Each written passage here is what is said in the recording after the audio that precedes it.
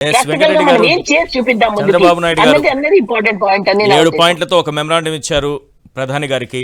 1.5 పేజీలు మిమ్మల్ని తిట్టి 6 పేజీలు ఏం కావాలో అడిగారు. ఇందులో హోదా అంశం కనపడలేదు నాకు. అది పాయింట్. ఈశ్వర్ గారు, ముందుగా మీకు ప్యానెల్ లో ఉన్న అందరికీ, సాక్షి టీవీ ప్రేక్షకులందరికీ నమస్కారాలు. కొంత తేడా కనపడింది సార్ అంత ముందు చంద్రబాబు నాయుడుకి ఇప్పుడు చంద్రబాబు నాయుడుకి.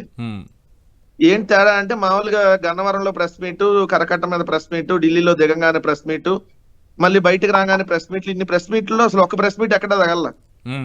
మామూలుగా అయితే చంద్రబాబు నాయుడు గారు అంతకుముందు 29 సార్లు ఢిల్లీ వెళ్ళినప్పుడు వెళ్లే ముందు మోడీ గారిని అడగడానికి వెళ్తున్నా, మళ్ళీ అక్కడికి వెళ్ళగానే ఇప్పుడు ఒక గంటలో మోడీ గారిని కలుస్తున్నా, ఇది అడుగుతున్నా. అవును. తర్వాత బయటకు రాగానే ఎస్ మనం అడిగిన దానికన్నిటికీ యాక్సెప్ట్ చేస్తారు, ఎస్ కేంద్రం అన్ని ఇస్తానంది, కేంద్రం రాష్ట్రానికి అన్ని నేను తీసుకొని వచ్చేస్తున్నా. ఇట్లాంటి ప్రెస్ మీట్లు మరి ఎందుకు కనపడలేదు ఈసారి. మరి బిజీగా ఉండి ప్రెస్ మీట్ పెట్టలేదా, లేదంటే రొటీన్ కి భిన్నంగా ఉందామని పెట్టలేదు. 2 ప్రత్యేక హోదా గురించి ఎందుకు అడుగుతాడు sir? What is the use? Chandrababu నాయుడుకి ప్రత్యేక హోదా రాష్ట్రానికి వస్తే చంద్రబాబు నాయుడుకి ఏంటి యూజ్? ఏమన్నా ఉపయోగం ఉంటుందా చంద్రబాబు నాయుడుకి? అదే ఉన్న ప్యాకేజ్ ఇస్తే మంచిగా వాళ్ళ సంస్మరణ సభల పేర్లతో, లేదంటే ఆ పత్రికల్లో యాడ్ల పేర్లతో వాళ్ళ పత్రికలకి దోచిపెట్టే కార్యక్రమం చేసి ఆ ప్యాకేజీలో కొంత వెనకేసుకోవచ్చు కదా. అదే ప్రత్యేక హోదా ఇచ్చారనుకోండి, ఏమైనా డబ్బులు వస్తాయా? హోదా వల్ల ఉపయోగం ఎవరికి సార్? రాష్ట్రానికి ఉపయోగం. కానీ చంద్రబాబు నాయుడు గారికి, ఎన్డీఏ కూటమికి ఏం ఉపయోగం లేదు. కాబట్టి ఎందుకు అడుగుతాడు ఆయన? 2, మీరు ఇందాక చెప్పినటువంటి బుందేల్ఖండ్ తరహా ప్యాకేజీలు, ఇవన్నీ 2014 నుంచి ఇప్పుడు దాకా అడుగుతానే ఉన్నాం. జగన్మోహన్ రెడ్డి గారు ఉన్నప్పుడు కూడా అనేక సందర్భాలు అడుగుతా ఉంటే వీళ్ళు అవహేళన చేశారు. ఆ రోజు 10 సార్లు వెళ్ళినప్పుడల్లా బుందేల్ఖండ్ తరహా ప్యాకేజ్ అంటున్నారు, కానీ కేంద్రం ఇవ్వటం లేదు మీకు అని. మేమే కేంద్రంతో పొత్తులో లేము. మీరు ఈ రోజు కేంద్రంలో భాగస్వామిగా ఉన్నారు కదా. మీరు లేకపోతే మోడీ గారు ఎడమ భుజం లేనట్టు కదా. అవతల కుడి భుజం నితీష్ కుమార్ అయితే యువతల ఎడమ భుజం మీరు కదా. ఒక భుజం లేనట్టే కదా ఈ రోజు మోడీ గారికి. మీరు కానీ గట్టిగా డిమాండ్ చేసి తప్పుకుంటానంటే మరి ఎందుకు ఈ రోజు అడగట్లేదు? సూటిగా అడుగుతున్న సమాధానం చెప్పండి. ఇంకోటి, ఇంకా సోషల్ మీడియాలో ఒక వార్త బాగా చక్కెరలు కొడతా ఉంది. రామోజీ గారికి ప్రత్యేక హోదా అడగడానికి వెళ్ళాడని. నితీష్ కుమార్ గారేమో బీహార్ రాష్ట్రానికి ప్రత్యేక హోదా అడిగితే, చంద్రబాబు నాయుడు గారేమో రామోజీ గారికి ప్రత్యేక హోదా అడిగారు. అంటే ప్రత్యేక హోదా రామోజీ గారికి ఏంటి అంటే భారత రత్న అవార్డు ఇమ్మని. రామోజీ గారికి భారత రత్న అనేటటువంటి ఒక ప్రత్యేక హోదా ఇమ్మని చెప్పి అడగడానికి వెళ్ళారు. వ్యక్తిగత హోదా అది. ఎస్ సార్, వ్యక్తిగత హోదా రామోజీరావుకి. ఓకే, రామోజీరావు గారికి భారత రత్న అనేటటువంటి ప్రత్యేక హోదా ఇమ్మని అడగటానికి వెళ్ళారు అనేది ఈ రోజు సోషల్ మీడియాలో కూడా కనపడతా ఉంది. ఎందుకంటే పక్కన మన నితీష్ కుమార్ గారు బీహార్కి ప్రత్యేక హోదా అడుగుతుంటే చంద్రబాబు నాయుడు గారు ఎందుకు అడగట్లేదు? మొన్న కూడా పార్లమెంట్ లో వైఎస్ఆర్ కాంగ్రెస్ పార్టీకి సంబంధించినటువంటి ఎంపీలు ప్రత్యేక హోదా గురించి అడుగుతుంటే తెలుగుదేశం, బీజేపీ, జనసేనకు సంబంధించి 21 మంది ఎంపీలు ఏం నిద్రపోతున్నారా పార్లమెంట్ లో? మరి మీరు ఎందుకు అడగట్లేదు? మీరు అపోజిషన్ లో ఉన్నప్పుడు అడిగామని చెప్పి ఊరక డమ్మీ నాటకాలు ఆడారు కదా. ఇదే రామ్మూర్తి నాయుడు వాళ్ళ అపోజిషన్ లో ఉన్నప్పుడు సార్, అంటే మేము అధికారంలో ఉన్నప్పుడు వాళ్ళ అపోజిషన్ లో ఉన్నప్పుడు ప్రత్యేక హోదా ఏమని అడిగాడని నాకు వీడియో కూడా వచ్చింది బయటికి. మరి ఈ రోజు కేంద్ర మంత్రిగా ఉన్నాడు కదా. నిన్న చంద్రబాబు నాయుడు గారితో కలిసి మోడీ గారిని కలవటానికి వెళ్ళినటువంటి బృందంలో ఆయన కూడా ఉన్నాడు కదా. మరి ఆ మంత్రిగా ఉన్నప్పుడు మరి ఇప్పుడు ఎందుకు డైరెక్ట్ గా చంద్రబాబు నాయుడు వీళ్ళందరూ ఎందుకు అడగట్లేదు? సో ప్రత్యేక హోదా వాళ్ళకి అవసరం లేదు, వాళ్ళు అడగరు. మనం ఎన్నిసార్లు మొత్తుకున్నా వాళ్ళు ప్రత్యేక హోదా అనేది వాళ్ళకి అవసరం లేనటువంటి సబ్జెక్ట్ కాబట్టి వాళ్ళు అడగరు. అమరావతికి నిధులు అడిగారు. క్లియర్. అమరావతికి నిధులు అడిగారు. అమరావతి నిధులు అడిగితే ఇప్పుడు దాన్ని రియల్ ఎస్టేట్ మరి గజం 40,000 50,000 పెంచి వాళ్ళు కొనుక్కున్న భూములు ఇప్పుడు అమ్ముకోవాలి కదా. ఇప్పుడు అమ్ముకున్నాడు అదృష్టవంతుడు, కొనుక్కున్నాడు దురదృష్టవంతుడు అక్కడ. ఎందుకంటే ఇప్పుడు ఆ హైప్ తీసుకొని వచ్చేస్తారు. అమరావతి మళ్ళీ అయిపోయింది, అసలు మరో సింగపూర్, మరో మలేషియా అని చెప్పి మళ్ళీ ఒక భూతల స్వర్గాన్ని చూపిస్తారు.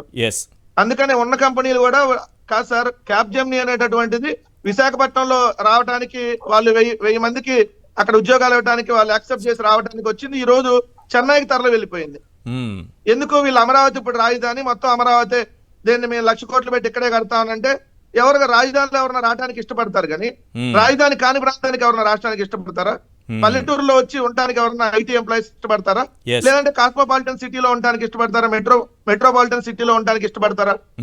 అది క్లియర్ గా అక్కడ వైజాగ్ వద్దు వాళ్ళు అని, వైజాగ్ రాజధానిగా మేము యాక్సెప్ట్ చేయము, ఓన్లీ అమరావతి అనేటటువంటి దాంట్లో ఈ రోజు ఉన్నటువంటి క్యాప్జెమినీ కూడా వెళ్ళిపోయినటువంటి పరిస్థితి. మీరు ఒక పార్టీ అధ్యక్షుల వారు నాకు ఇప్పుడే జస్ట్ వాట్సాప్ చేశారు. ఈ దుగ్గరాజపట్నం పోర్టుకు సంబంధించి లోక్సభలో ఒక క్వశ్చన్ అడిగారు సార్. 11/8/2023 శ్రీ కేశినేని శ్రీనివాస గారు, అంటే కేశినేని నాని గారు అడిగారు, ఏమైంది దుగ్గరాజపట్నం పోర్ట్ అంటే. దానికి సర్బానంద్ సోనోవాల్ గారు ఒక ఆన్సర్ ఇచ్చారు. వారు ఆ కాపీని కూడా ఆ రోజు అడిగినటువంటి పార్లమెంట్లో అడిగినటువంటి క్వశ్చన్కి వచ్చిన ఆన్సర్ని మొత్తం చదవాలంటే చాలా పెద్దదే ఉంది. చదివి వినిపిస్తాను, ఒకసారి రాష్ట్ర ప్రజలందరూ వినాలి. The development of new major port at Duggarajapatnam in Andhra Pradesh is included in Schedule 13 of the Andhra Pradesh Reorganization Act 2014. Niti Aayog had examined the proposal for development of new major port at Duggarajapatnam in conclusion with Ministry of Ports, Shipping and Waterways, Ministry of Finance and Government of Andhra Pradesh, and it has been concluded that the project will not be viable due to strong competition from nearby ports Krishnapatnam. చాలా క్లియర్గా రాసేశారు. Krishnapatnam port viable కాదు, ఇచ్చేది లేదు. దుగ్గరాజపట్నం ఇచ్చేది లేదు. దానికి రాశారు కృష్ణపట్నం ఉందని, నియర్ బై పోర్ట్స్ కృష్ణపట్నం అని రాశారు. Ennore and Chennai which are 40, 80 and 80 kilometers అవే respectively from the proposed port. దీనికి దగ్గరలోనే ఉందని, ఇది ఇవ్వడానికి కుదరదని చాలా క్లియర్ గా పెట్టారు. ఇదే మళ్ళీ స్టీల్ ప్లాంట్ అడిగితే ఏం చెప్పారంటే సేమ్ వైబుల్ కాదు, కడపలో కూడా స్టీల్ ప్లాంట్ అని చెప్పారు. ఇది ఇంకోటి కూడా ఎవరిని మోసం నా ప్రశ్న ఏంటంటే, ఎవరిని మోసం చేయడానికి చంద్రబాబు గారు మళ్ళీ దుగ్గరాజపట్నం పోర్ట్ ఇవ్వండి అని ఎందుకు వెళ్ళారు? అది కాదని క్లియర్ గా చెప్పేశారు కదా. వాళ్ళ ఎంపీని అడిగారు కదా. ఏంటి మోసం? అడగాల్సిందేమో అడగలేదు, పైగా రాదు అని తెలిసిందాన్ని అందులో పెడతారు మళ్ళీ. ఇక్కడ ఇంకోటి ఏంటంటే సార్, ఇక్కడ రామాయపట్నం పోర్ట్ ఆల్మోస్ట్ కంప్లీట్ అవ్వచ్చింది. మొదటి దశ 4,900 కోట్ల రూపాయలతో రామాయపట్నం పోర్టుకి 2022 జూన్ లో జగన్మోహన్ రెడ్డి గారు శంకుస్థాపన చేసిన తర్వాత ఆ పోర్టు నిర్మాణం ఎంత శరవేగంగా కంప్లీట్ అవుతా ఉందంటే, డ్రెడ్జింగ్, రెక్యులేషన్ పనులు ఆల్మోస్ట్ పూర్తయి ఉన్నాయి. 59 లక్షల టన్నుల రాళ్లను వినియోగించి ఆల్మోస్ట్ దాన్ని కంప్లీట్ చేశారు. 7.87 million dredging, turning circles, approach channel నిర్మాణం అన్ని పూర్తయినాక ఇప్పుడు ఆయన వచ్చి దుగ్గరాజపట్నం పోర్టు గురించి మాట్లాడుతా ఉన్నాడు. ఇంకొక పాయింట్ సార్, ఇక్కడ పోలవరం గురించి. పోలవరంలో జగన్మోహన్ రెడ్డి గారు ఉన్నప్పుడు మొదటి దశ పనులు కంప్లీట్ అవడం కోసం 12,911 కోట్ల రూపాయలు నిధుల్ని ఒకే దశలో రిలీజ్ చేస్తామని చెప్పి కేంద్ర ప్రభుత్వం మాట ఇచ్చింది. పార్లమెంట్ సాక్షిగా కూడా చెప్పింది. 12,911 కోట్లు ఇస్తానని చెప్పి 8 నెలల క్రితం చెప్పి ఇప్పటి వరకు 12,911 కోట్ల రూపాయలు ఇవ్వలేదు. అది కదా ఇప్పుడు చంద్రబాబు నాయుడు గారు అడగాల్సింది. కూటమిలో ఉండి ఇప్పుడు ఆయన అడగాల్సిన అంశం ఏంటి? పోలవరానికి మీరు మొదటి దశ కంప్లీట్ అవడానికి ఇస్తానన్న దాదాపుగా 13,000 కోట్లని రిలీజ్ చేయండి మోడీ గారిని అడగాలి. కానీ స్పెషల్ అసిస్టెన్స్ ఇవ్వండి, నేను పత్రికల్లో యాడ్లు వేసుకుంటా, మా పచ్చళ్ళ వ్యాపారైన రామోజీరావు సంస్మరణ సభ పెట్టి దానికి పత్రికల్లో యాడ్లు ఇచ్చి పెద్ద పెద్ద కార్యక్రమాలు చేస్తా, ఇదే సార్ ఒక ముఖ్యమంత్రి